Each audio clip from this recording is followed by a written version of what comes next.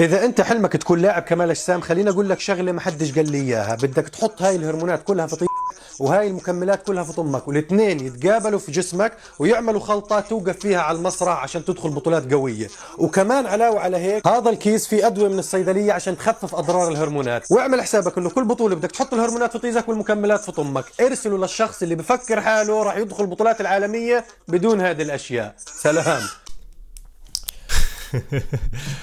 أول حاجة مش صحيح تقدر تدخل بطولات من غير ما تستعمل منشطات وتكون إنسان طبيعي. ثاني حاجة هو أصلا جسمه تقدر توصله طبيعي. تحب تاخذ هرمون باش تولي كيف السيد هذا ورجولية، يا خسارة صحتك ويا خسارة جسمك.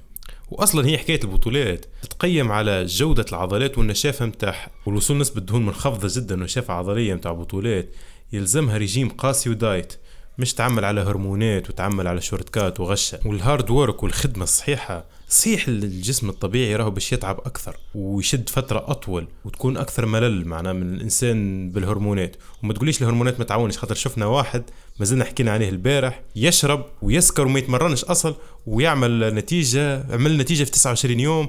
العبد الطبيعي عادي يتمناها في شهرين ولا 3 شهور بالتمرين وبالريجي. وتقدر انت كانسان طبيعي توصل احسن نيفو وتوصل احسن مستوى وتوصل حتى احسن منه. والبطولات ماهيش حكر كلجماعة المنشطات، ثم اصل توجد بطولات للعباد الطبيعيين ينجموا يشاركوا فيها وترتاح من المشاكل الصحية اللي تابع الهرمونات وتابع الحكاية عليهم والإبر والهموم الزرقاء ذيك، وكان توقف عليهم تخسر التطور متاعك ويدخل في حالة اكتئاب وهموم زرقاء. أما اللاعب الطبيعي عز المشاهد ديما يزيد، ديما تلقاه يزيد، صيح مش الزيادة الكبيرة، أما تلقاه يزيد طريقة متوازنة وما يفسدش هرموناته ما يفسدش قدراتها العقلية. كان تحب ما تفسدش صحتك وتوصل الأحسن مستوى ليك طريقة طبيعية، كلمني انا اعمل لك احسن برنامج طبيعي، ولا منشطات ولا كذب ولا جلدة زرقاء ولا حب شباب ولا هموم.